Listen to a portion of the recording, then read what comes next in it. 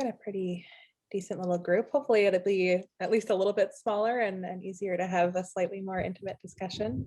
That's sort of the idea with these. So I think we might have a few too many people to do a full round of introductions. But maybe what I'll get folks to do is if you have a question or before you say something, maybe unless you're Kim and Arzina and we now know who you are, you can just say your name, where you're coming in from, and maybe something you're wanting to get out of the session or what you grow or kind of what brought you here today. Just like 10 seconds before you ask your question. That would be great so we can get to know each other a little bit better. So just before we begin, there's a couple cameras off, that's totally fine. If you want to turn your video on, when you're talking or just so we can get a sense of in the room, that's encouraged, but also life happens and videos off are fine if that's what you need to do right now. Just a reminder, keep yourself on mute if you're not talking. If you haven't already and you want to switch to gallery view instead of speaker view to be able to see everyone in the room at once, you can do that. That's sort of in the upper right-hand corner of the Zoom window. And if you're welcome to sort of pop in and say your question out loud if you'd like to. I think you can also maybe raise your hand if that works better for you. But if you want to put the question in the chat, I'll also be monitoring the chat. So that works too. Okay, I think that's it for my introduction. So unless Kim or Arzina, you have something that you'd like to say at this point, we can just sort of dive right into questions. Let's do it.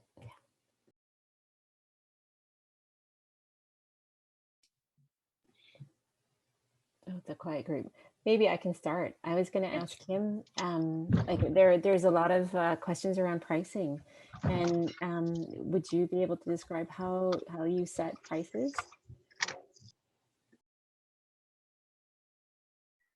Sure.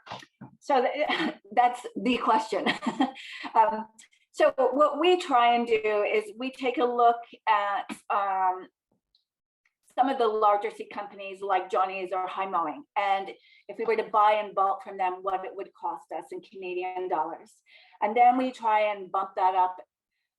So we get that number. And then we look at, how much of that crop we sell, how many seeds in a packet, how many packets we sell, so how much seed we would need, and how much we earn from that. And then we take, what we're going to earn and what it would cost us to buy from elsewhere. And we try and make it worth the grower's while to do it and pay often a higher price than we would pay if we just went to High Mowing or Wild Garden Seeds. So because we're very interested in establishing a Canadian growers network, and I think that we're making enough money selling retail that we can afford to pay a bit more. On the other hand, we can't get ridiculous about it. We often have to do a lot of seed cleaning, and we do the germination testing, and we also do the packing here. We go through the quantities we go through. We print our labels, our packets in-house, and we have packers on site and home packers as well, remote packers. So we do all the packing here. So we just try and factor in what we need to get, what we can afford to pay, and really try and make it worth somebody's while. And that's also where our idea of satellite fields, like we want to keep our growing area under 10 acres for our certification fees. And so we don't use all of that up here. So we have, now these have to be fields that are actually like under our certification. Like Jess, I can go down to her fields. I can see what she's putting in. I could pop down and just do like walk through for roguing and disease issues. So if that's possible, I can put new growers under our our certification until they get on their feet and know that this is worth them doing. And that saves them a lot of financial a lot of paperwork, and it saves them some financial costs at the start too. And then we negotiate, like Mary Claude was saying earlier.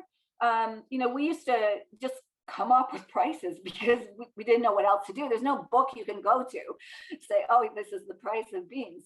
So we would try and be fair. But, you know, if a grower feels like, wait a minute, this particular flower is way more work than just like a Cosmos.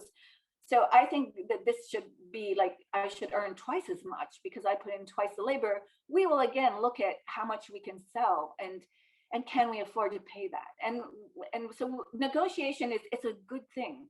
We like it. We feel uncomfortable setting the prices. It's a very uncomfortable position to be in. I much prefer to have a grower have some input.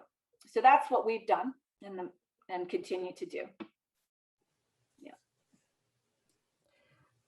I see another question around, you know, the cost if you're paying higher than you know, conventional seed, and I'm going to assume yes. But in a previous life, I worked for West Coast Seeds for a couple of years, and I can tell you, you know, conventional seed is generally not even grown in North America, and most often contracted out to Southeast Asia or Central America. So that company, and this was back in the 90s, you know, a packet of seed, the value of the seed would maybe be 10% of what the price of the packet was. And you could afford to do that because that was very cheap seed coming in from all over, right? And we don't have those types of economics to work with when you're dealing with paying farmers a fair price and certified organic. I mean, that was not organic seed at all. So just, we've got these two big extremes, and it sounds like, Kim, you're trying to negotiate something not quite in the middle, probably a little bit higher, so that to encourage farmers to grow more seed. I have a That's what question. we're trying to do, and it's true. Most seed, whether even organic seed, much of the seed is grown on the global market, and I think we think it's really important to try and develop a network of Canadian seed growers, and this, I don't buy any conventional seed because all of our seed is certified organic, but we do work with high mowing seeds. We've even been talking about sharing contracts with them, like sharing growers contracts, because possibly they need a certain number of pounds, and the grower that they want to contract wants to grow more. So if we combine with them, maybe we can get more contracts that way. We can get some of our real workhorse varieties done that way. But again, we're trying to at least ensure that our seed's done in North America.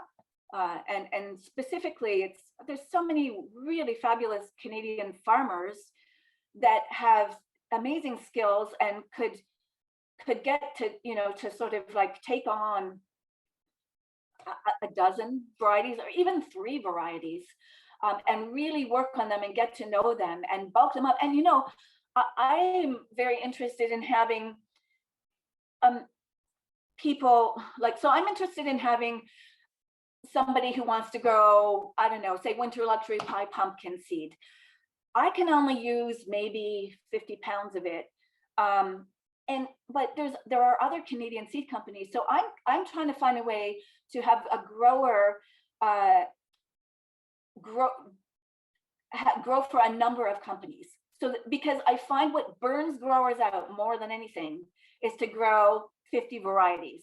And so you're harvesting, and you've got screens, and you're drying, and you're cleaning, and it's just too much. So if a grower could get really comfortable with a dozen or fewer varieties, and then know that kitchen table seeds will buy 20 pounds, and high mowing will buy 50 pounds, Hawthorne will buy 50 pounds, and, you know, put together like 100 pounds of that seed, and then it's worth growing, roguing it, doing it really well, making sure your isolation is there, and getting really high quality seed, learning how to dry it thoroughly, and then you've got just one or a few things that you're doing really well, and you know that a number of companies are going to buy it from you. And there are enough what we call workhorse varieties that need, like, we can go through hundreds and hundreds of pounds of bean seed, for example.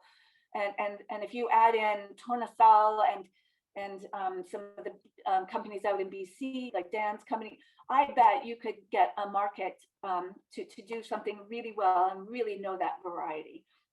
So I'm just trying to figure out, talking to other smaller seed companies and see how we can maybe make that happen and get a really strong network of Canadian growers. Tiprine, did you have a question? Yeah, hi everyone. I'm a seed farmer from Southern Quebec and I do mostly packages, but I'm alone and I'm seeing the limitations of that and really looking into moving towards bulk. I kind of want my life back a little. So my question was, like, beans are a perfect example. I've done a contract for beans, but I found that the amount of space it takes, the amount of work it takes, and then the amount of money I get at the end, I was kind of shocked at how little it was. And so when I hear this 30,000, because that's, you know, I made about 40,000 this year in selling my seed packs. Well, if I can make that same amount of money with bulk, then that's pretty interesting. But I don't see how I can do that with just selling beans, because the amount of space it's going to take. So like, what are the, like, I know it's hard to sort of say, well, this is what makes the $30,000, because it could be that one farm was really good at a certain pepper seed that's rare and you can ask for more for it. But generally on 1 acre to make that much money, I don't think you could just grow beans. You would have, like, if you grew 3 varieties of beans, you would kind of be stuck with not a lot of money in the end. So what is, like, is it to vary the options between a Solanaceae and some beans? And like, I'm trying to visualize how I could, like, change my farm so that I'm not, like Kim saying, doing 50 different varieties and doing this by myself and packaging it and everything and exhausting myself and really getting frustrated as a seed farmer, to like maybe streamlining to a couple of varieties that make it that I can then make money and not burn myself out and have yet another farmer who just quits farming. So I don't know if that's a clear question. I don't think it is, because I'm also driving right now. But yeah, just like, if there's an idea of what varieties actually do bring in money for growers who can leave the packaging sort of world into the bulk world and make it make sense, so that they're not losing, you know, the potential of the seed field individually. I hope that makes sense.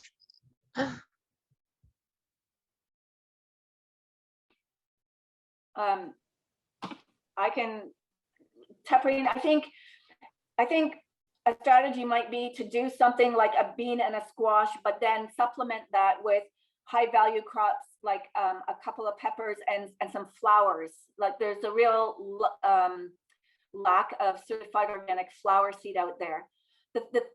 Having said that, pepper seed companies can't buy as much pepper seed because it only lasts 2, maybe 3 years, you know, whereas we can buy tons of bean or squash seed because it's going to last longer. So if you could sort of balance it out and have a bean, a squash, or one of each of the 3 squashes, I think they're fairly high value.